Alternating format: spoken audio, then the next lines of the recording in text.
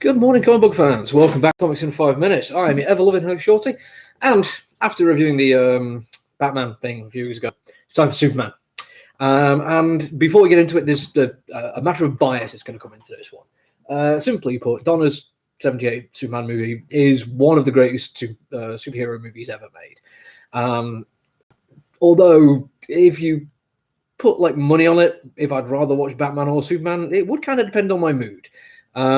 Superman is a great movie, but it doesn't necessarily fit in with my kind of what I think of as a fun superhero movie. Whereas Batman does a little bit more.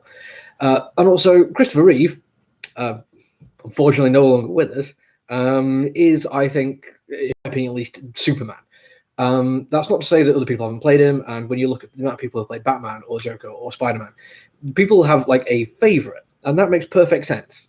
People are going to take from various different genres and media and pick the one that they think represents the character best for them. But it's not a case of having a favorite Superman for me. I just think Christopher Reeve is Superman.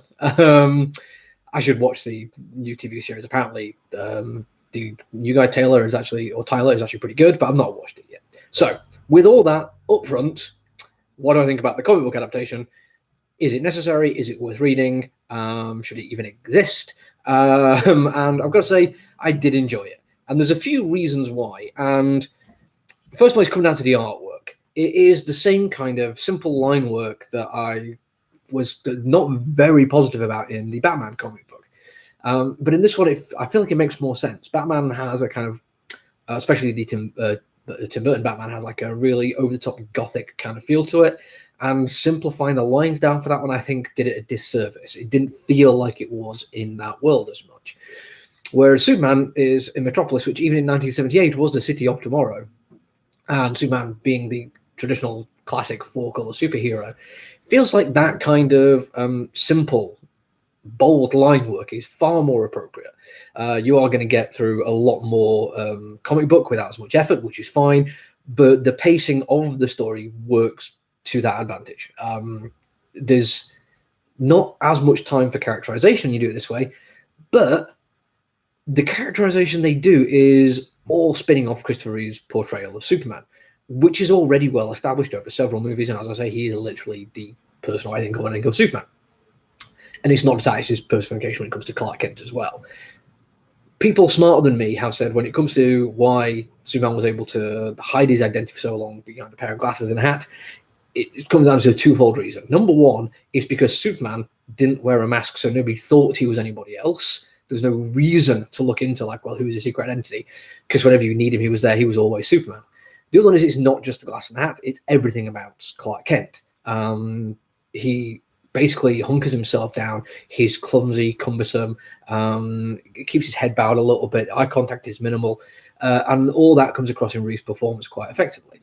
They tried to do that in this one, and unfortunately, I think the lack of detail kind of spoils it a little bit, but you do get a sense of the personality of the character coming across. The writing for it is brilliant. There's a gosh at one point, which is absolutely fantastic, when Clark is insecure about the fact that whether or not Perry thinks he's a good enough writer.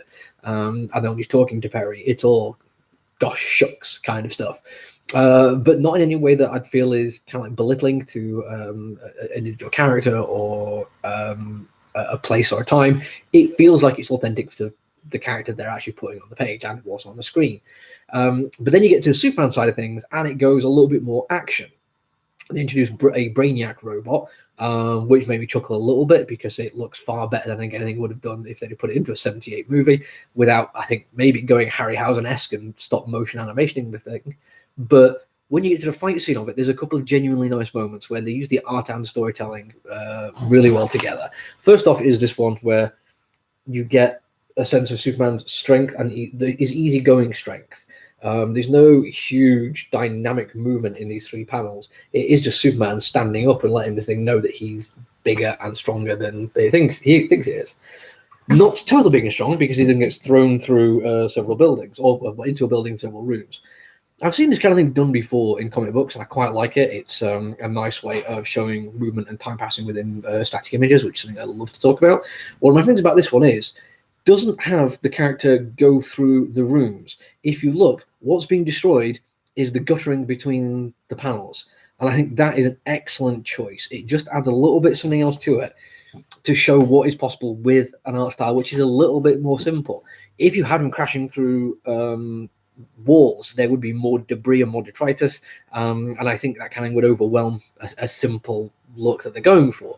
Doing it that way, just through the paneling, I think works far more effectively, and also just looks cool. And that's what I take this for. It feels a little bit more effortless, and I don't mean that in a bad way, like there's not been time and effort put into it. I think there has, but to make it look this effortless is a skill, and one they have done very, very well indeed. Certainly, of the two attempts at this one is my favorite. I'll be back tomorrow. I'm going to review Echolands. I'm looking forward to it. The artwork in it looks absolutely amazing. I promise I'll talk about something other than the artwork. Promise.